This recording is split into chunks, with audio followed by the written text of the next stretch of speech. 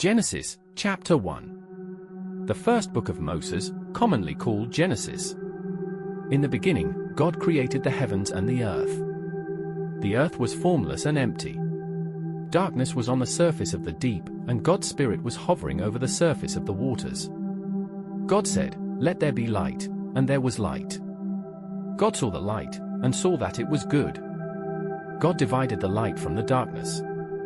God called the light day, and the darkness he called night. There was evening and there was morning, the first day. God said, "Let there be an expanse in the middle of the waters, and let it divide the waters from the waters." God made the expanse, and divided the waters which were under the expanse from the waters which were above the expanse, and it was so. God called the expanse sky. There was evening and there was morning, a second day.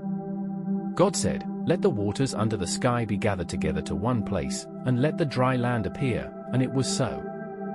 God called the dry land earth, and the gathering together of the waters he called seas. God saw that it was good. God said, "Let the earth yield grass, herbs yielding seeds, and fruit trees bearing fruit after their kind, with their seeds in it, on the earth," and it was so. The earth yielded grass, herbs yielding seed after their kind, and trees bearing fruit, with their seeds in it, after their kind, and God saw that it was good. There was evening and there was morning, a third day. God said, "Let there be lights in the expanse of the sky to divide the day from the night, and let them be for signs to mark seasons, days, and years, and let them be for lights in the expanse of the sky to give light on the earth," and it was so. God made the two great lights, the greater light to rule the day, and the lesser light to rule the night. He also made the stars. God set them in the expanse of the sky to give light to the earth, and to rule over the day and over the night, and to divide the light from the darkness.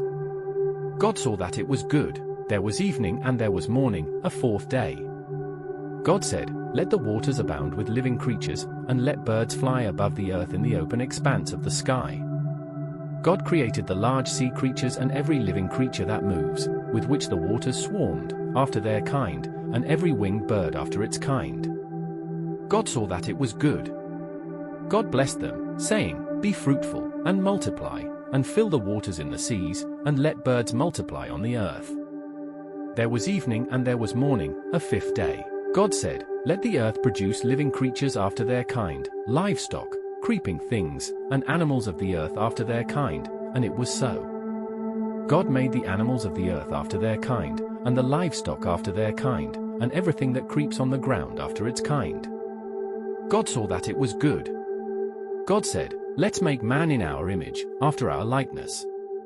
Let them have dominion over the fish of the sea, and over the birds of the sky, and over the livestock, and over all the earth, and over every creeping thing that creeps on the earth." God created man in his own image. In God's image he created him, male and female he created them. God blessed them. God said to them, "Be fruitful, multiply, fill the earth, and subdue it. Have dominion over the fish of the sea, over the birds of the sky, and over every living thing that moves on the earth." God said, "Behold, I have given you every herb yielding seed, which is on the surface of all the earth, and every tree, which bears fruit yielding seed. It will be your food. To every animal of the earth, and to every bird of the sky, and to everything that creeps on the earth, in which there is life, I have given every green herb for food," and it was so. God saw everything that he had made, and behold, it was very good. There was evening and there was morning, a sixth day. Genesis, chapter 2. The heavens, the earth, and all their vast array were finished. On the seventh day, God finished his work which he had done, and he rested on the seventh day from all his work which he had done. God blessed the seventh day and made it holy, because he rested in it from all his work of creation which he had done. This is the history of the generations of the heavens and the earth when they were created, in the day that God made the earth and the heavens. No plant of the field was yet in the earth, and no herb of the field had yet sprung up, for God had not caused it to rain on the earth, and there was not a man to till the ground. But a mist went up from the earth and watered the whole surface of the ground. Then God formed man from the dust of the ground and breathed into his nostrils the breath of life, and man became a living soul. God planted a garden eastward, in Eden, and there he put the man whom he had formed. Out of the ground, God made every tree to grow that is pleasant to the sight and good for food, including the tree of life in the middle of the garden, and the tree of the knowledge of good and evil. A river went out of Eden to water the garden, and from there it was parted and became the source of 4 rivers. The name of the first is Pishon. It flows through the whole land of Havilah, where there is gold. And the gold of that land is good. Bdellium and onyx stone are also there.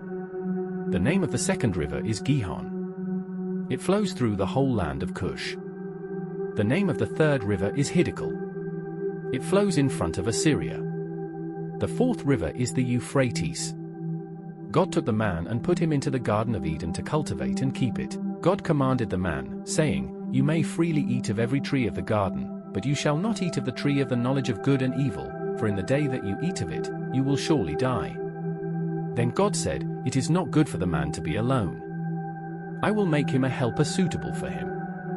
Out of the ground, God formed every animal of the field and every bird of the sky and brought them to the man to see what he would call them. Whatever the man called each living creature, that became its name. The man gave names to all livestock, to the birds of the sky, and to every animal of the field. But for the man, there was not found a helper suitable for him. God caused the man to fall into a deep sleep. As the man slept, he took one of his ribs and closed up the flesh in its place. Then God made a woman from the rib which he had taken from the man and brought her to the man. The man said, "This is now bone of my bones and flesh of my flesh. She will be called a woman, because she was taken out of man. Therefore, a man will leave his father and his mother and will be joined to his wife, and they will become one flesh." The man and his wife were both naked, and they were not ashamed. Genesis, chapter 3, Tomislav and Hazamatin. Now the serpent was more subtle than any animal of the field which God had made. He said to the woman, "Has God really said, 'You shall not eat of any tree of the garden'?" The woman said to the serpent, "We may eat fruit from the trees of the garden, but not the fruit of the tree which is in the middle of the garden. God has said, 'You shall not eat of it. You shall not touch it, lest you die.'" The serpent said to the woman, "You won't really die, for God knows that in the day you eat it, your eyes will be opened, and you will be like God, knowing good and evil." When the woman saw that the tree was good for food, and that it was a delight to the eyes, and that the tree was to be desired to make one wise, she took some of its fruit and ate. Then she gave some to her husband who was with her, and he ate it too. Their eyes were opened, and they both knew that they were naked. They sewed fig leaves together and made coverings for themselves.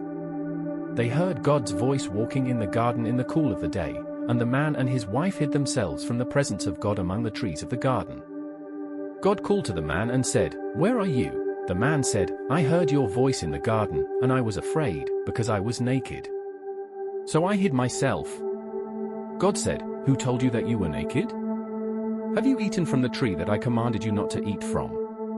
The man said, "The woman whom you gave to be with me, she gave me fruit from the tree, and I ate it." God said to the woman, "What have you done?"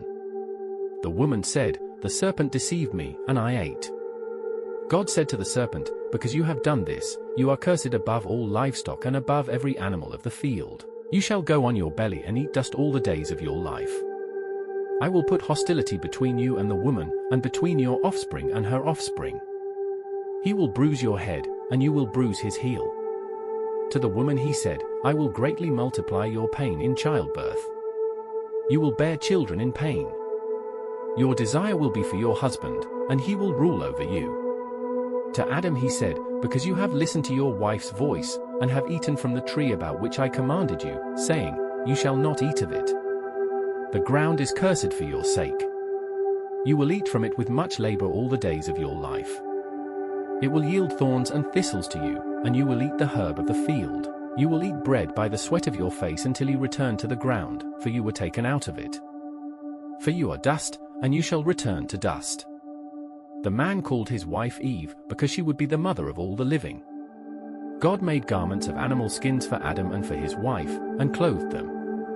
Then God said, "Behold, the man has become like one of us, knowing good and evil. Now, lest he reach out his hand and also take of the tree of life and eat, and live forever." Therefore, God sent him out from the Garden of Eden, to till the ground from which he was taken. So he drove out the man and placed cherubim at the east of the Garden of Eden, and a flaming sword which turned every way to guard the way to the tree of life.